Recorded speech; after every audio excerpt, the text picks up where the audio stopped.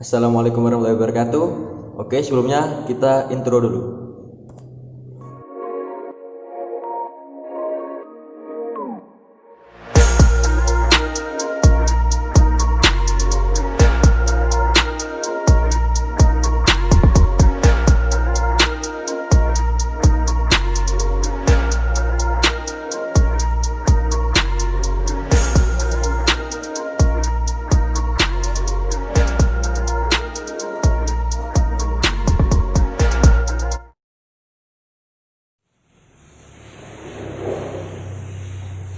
Bismillahirrahmanirrahim. Assalamualaikum warahmatullahi wabarakatuh.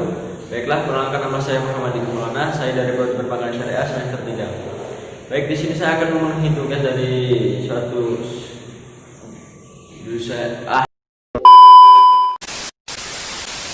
Bismillahirrahmanirrahim. Assalamualaikum warahmatullahi wabarakatuh. Baiklah, perkenalkan nama saya Muhammad Iqbal Maulana. Saya dari Prodi Perbankan Syariah semester 3. Institut Agama Islam Arif Nahdlatul Ulama Kota Metro. Baik, di sini saya akan menceritakan sedikit tentang peran Wali Songo dalam peradaban Islam di Indonesia. Proses Islamisasi di Indonesia, khususnya di Tanah Jawa, merupakan hasil dakwah dan perjuangan yang dilakukan oleh Wali Sembilan ataupun sebenarnya lebih dikenal sebagai Wali Sanga atau Wali Songo. Menurut Hasan Simon, pengaruh penyebaran agama Islam di Tanah Jawa ini telah menjadi semakin meluas setelah Sultan Muhammad dari Turki memutuskan satu pasukan dakwah Islam ketika rakyat dan penguasa Majapahit menghadapi kemelut politik, ekonomi dan kemampuan akibat dari perang saudara, yaitu perang Parekrek pada tahun 1401 hingga 1406. Alwi Shihab pula telah mengklasifikasikan peran Wali Songo dalam proses penyebaran Islam ini pada dua tahap, yaitu tahap pertama adalah kehidupan Wali Songo yang berhasil memantapkan dan mempercepat proses Islamisasi pada abad pertama Hijriah. Tetapi kebanyakan dakwah pada tahap ini hanya terbatas pada wilayah-wilayah tertentu saja. Tahap kedua adalah tahap Islamisasi yang berlangsung pada abad ke-14 Masehi, yaitu dengan kedatangan tokoh-tokoh dari keturunan Ali dan Fatimah binti Rasulullah SAW. Dakwah Islam pada tahap kedua ini telah berkembang dengan cepat dan sampai pada kepuncak kegemilangannya sekitar abad ke-15 hingga ke-17 Masehi, dan ini merupakan hasil sumbangan para wali tersebut. Secara terminologinya, perkataan Wali Songo ini merupakan kata majmu yang berasal daripada dua perkataan, yaitu wali dan songo. Perkataan wali yang berasal dari bahasa Arab merupakan singkatan dari waliullah yang membawa maksud orang yang mencintai dan dicintai Allah. Dan kata songo berasal dari bahasa Jawa yang bermaksud 9. Namun begitu, harus difahami bahwa wali yang menyebarkan agama Islam di Jawa ini tidak hanya terdiri dari 9 orang. Hal ini karena Wali Songo merupakan satu himpunan atau kesatuan para mubalik yang menjalankan penyebaran agama Islam kepada masyarakat. Organisasi dakwah Wali Songo merupakan suatu organisasi yang tersusun dan mencerminkan suatu bentuk kerjasama yang baik di antara para pendakwah. Setiap anggota dalam organisasi ini akan mempunyai tugas masing-masing demi menjamin keutuhan kesatuan tersebut. Organisasi dakwah yang sistematik dan tersusun inilah yang telah membawa kepada berbagai kemajuan dan sumbangan dari para wali di Indonesia, khususnya di Jawa. Adapun 9 wali tersebut adalah sebagai berikut. Yang pertama yaitu Sunan Gresik atau disebut juga Maulana Malik Ibrahim, dan yang kedua Sunan Ampel atau disebut juga dengan Raden Rahmat, yang ketiga Sunan Bonang atau Raden Mahmud Ibrahim, yang keempat Sunan Derajat atau disebut dengan Raden Qasim, yang kelima Sunan Kudus atau disebut juga Ja'far Shadiq, yang keenam Sunan Giri atau disebut juga Raden Paku, yang ketujuh Sunan Kalijaga atau disebut juga Raden Said, yang kedelapan Sunan Muria atau Raden Umar Said, dan yang kesembilan yaitu Sunan Gunung Jati atau disebut juga Syarif Hidayatullah.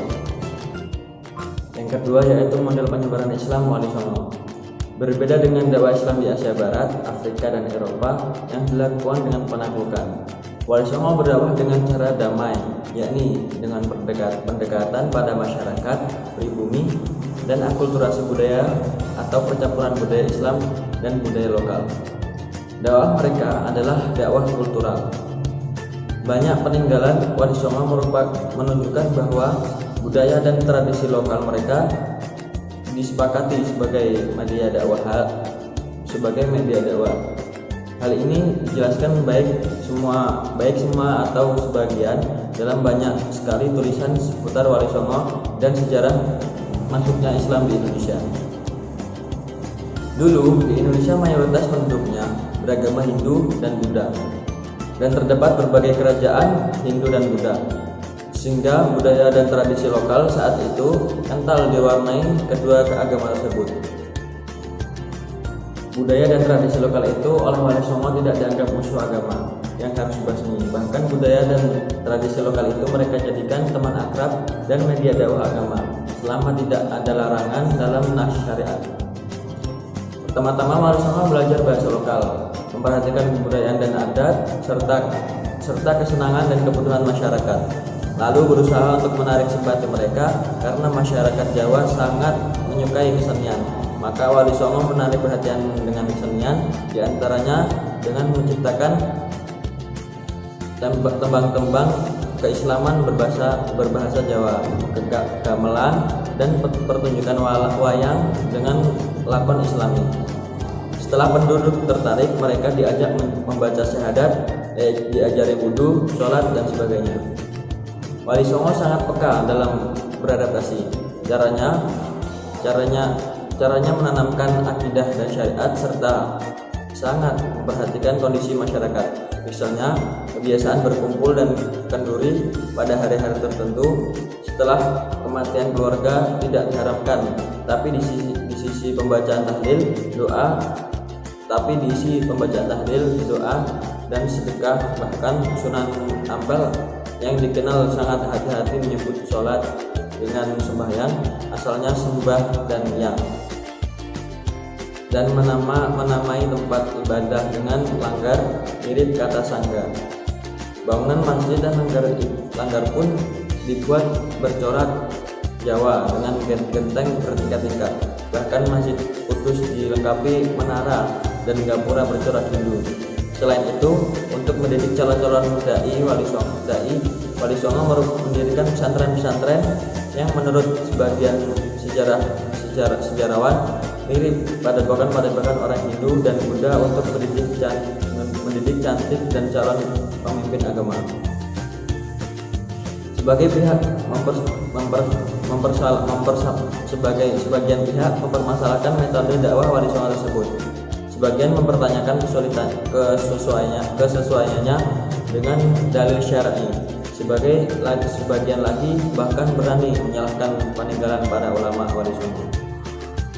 Yang ketiga yaitu kemajuan Islam periode Wali Songo. Wali Songo merupakan para wali yang banyak berjasa memimpin pengembangan agama Islam di seluruh Pulau Jawa dan menyebarkan ajaran tersebut ke kepulauan lain di Indonesia. Sebatasnya jika kita memberikan gelar Islam yang mulia kepada mereka. Hal ini turut diakui oleh Dr. Andes R. Suwaikmono. Wali Songo atau 9 Waliullah diberi julukan sedemikian karena mereka dianggap sebagai penyiar terpenting dari agama Islam. Mereka dengan sengaja giat sekali menyebarkan dan mengajarkan pokok-pokok agama Islam. Wali Songo mempunyai peranan yang sangat besar dalam pengembangan Islam di Indonesia. Bahkan mereka adalah perintis utama dalam bidang dakwah Islam di Indonesia, sekaligus pelopor penyiaran agama Islam di Nusantara ini. Wali Songo telah mengenalkan berbagai bentuk peradaban baru yang mencakup aspek kesehatan, bercocok tanam, perdagangan, kebudayaan, dan kesenian, kemasyarakatan, dan juga pemerintahan. Kesemua 9 wali telah banyak memberikan sumbangan. Tokoh yang pertama ialah Maulana Malik Ibrahim yang berbangsa Arab dari keturunan Rasulullah. Beliau datang dari Kasyam Persia dan tiba di Jawa pada 1404 sebagai penyebar agama Islam dan menetap di Lerang, sebuah desa yang terletak di luar kota Gresik. Beliau telah menjalankan dakwah Islam dengan bijaksana dan dapat mengadaptasikan pengajarannya dengan masyarakat sekeliling sehingga banyak rakyat tertarik dengan agama baru ini lalu memeluknya.